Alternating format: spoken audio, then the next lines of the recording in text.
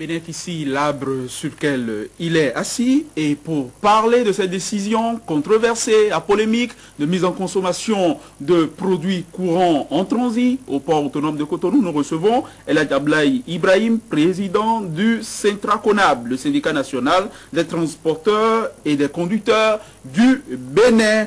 El Hadj, on vous a entendu, on vous a souvent entendu ces dernières semaines-ci sur une question. L'objet de la discorde, c'est la décision le 10 novembre dernier du gouvernement béninois, décision à la surprise générale, décision du directeur général de la douane, de mettre systématiquement en consommation certains produits tels que le riz, le tissu, la bonnetterie, le sucre, le lait, les pâtes alimentaires produits en transit pour le Niger. Comment est-ce que vous réagissez? Comment est-ce que, aujourd'hui encore, vous réagissez à cette décision de l'État béninois?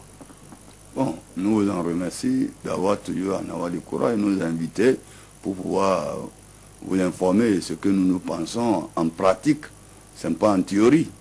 Parce que nous, aujourd'hui, nous sommes plus mûrs dans le transport que ceux qui sont dans les climatisés. Ce que nous disons et ce que nous voyons, il ne peut pas le dire, il ne peut pas le voir. Parce que dans tout l'Afrique complète, nous signons. Nous allons. Un peu plus tard, je viens de Lomé avant-hier, vendredi, je suis là-bas. Nous savons tout ce qui se passe dans les autres pays. Et aujourd'hui, si notre pays veut prendre une autre décision qui ne serait pas conforme à les autres, qui ne serait pas même mon maillot à les autres, il serait mal vu. Il serait mal vu. En quoi est-ce que cette décision-là vous pose problème, vous autres transporteurs et conducteurs du Bénin? Ah, ça nous pose beaucoup de problèmes. Parce que le développement de ce pays, nous sommes les vrais Béninois. Je dis toujours, je répète, je suis d'Abomey, ma maman est d'Abomey et mon père de Niki. Donc je suis le vrai Béninois. Ils ont lutté pour ce pays. Et moi-même, je continue à prendre les pas de mes joyeux. Donc, je suis obligé, si vous voyez, ce pays fait une pas en arrière. J'aime pas du sommeil. C'est ça. J'aime pas du sommeil. Tant que les gens qui sont aveugles vont pour aller tomber dans un trou, moi qui vois, je dois les freiner. Quel est le trou et quel est le problème? Pourquoi est-ce que vous êtes en colère? Je vais aller d'abord, je vais me faire reverser d'abord pour vous dire quelque chose. Le Mali prenait son ciment ici à Cotonou, nous allons. C'est ce même problème-là, le difficulté de notre port qui a renvoyé les gens. Ils ont les magasins. Vous n'avez jamais vu l'homme a construit une maison sans dormir dedans. C'est que ça ne va pas. Le Mali a ses magasins ici. Le magasin Mali est là. Il ne décharge pas les marchandises.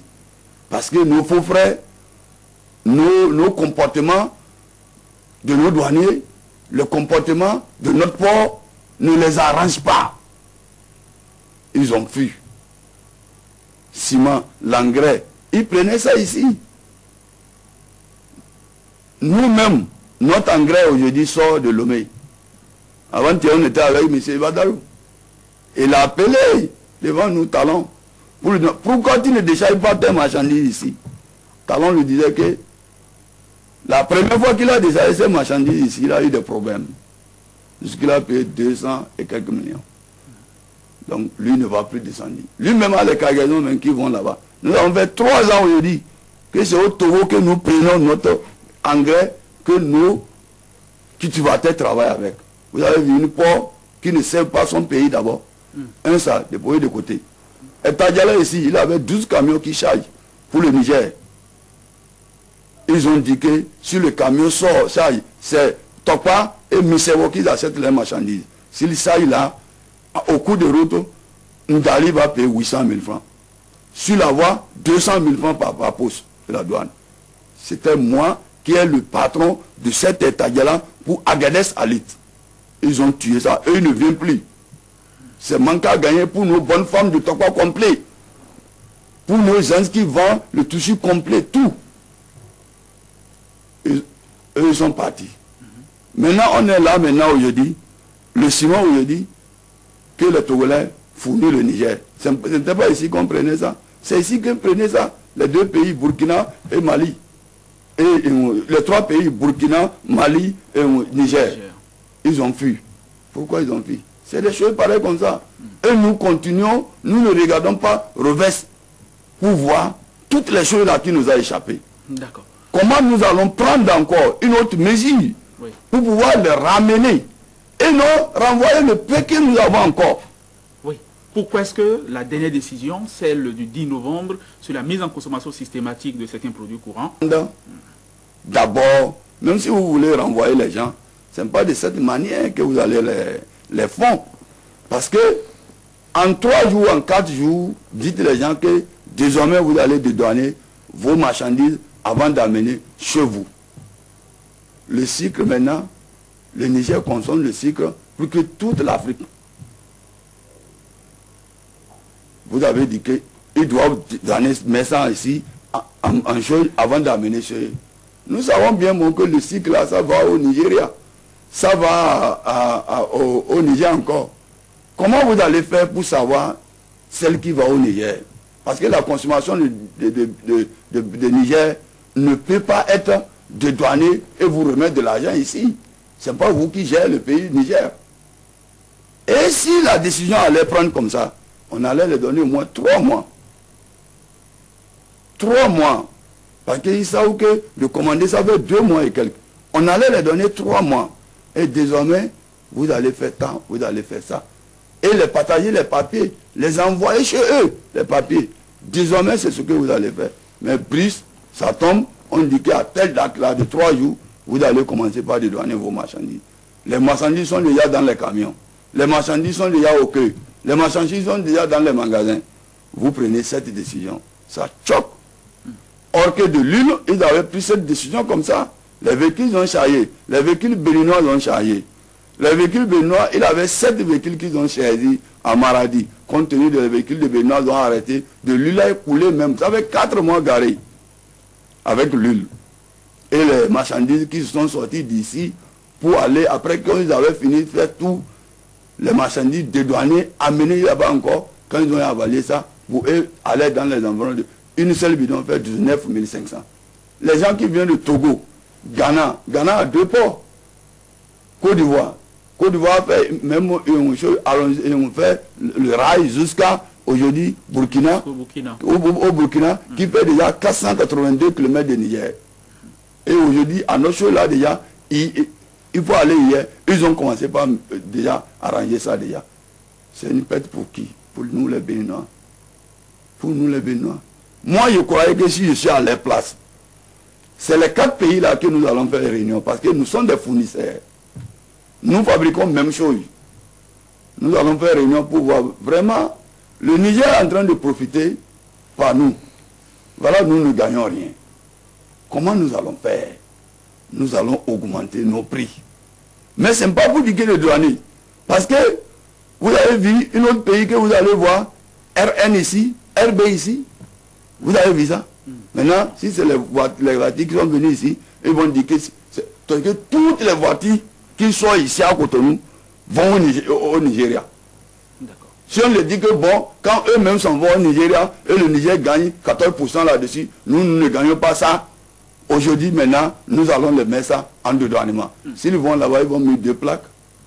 D'accord. Vous nous expliquez que le port de Cotonou, le corridor béninois, la chaîne portuaire, se fait doubler par ses concurrents. Ouais. Il y a un certain nombre de décisions qui visiblement ne marchent pas. Cette dernière décision-là, quelles conséquences est-ce que cela a eu pour les importateurs et pour les transporteurs et conducteurs de véhicules? La décision du 10 novembre dernier.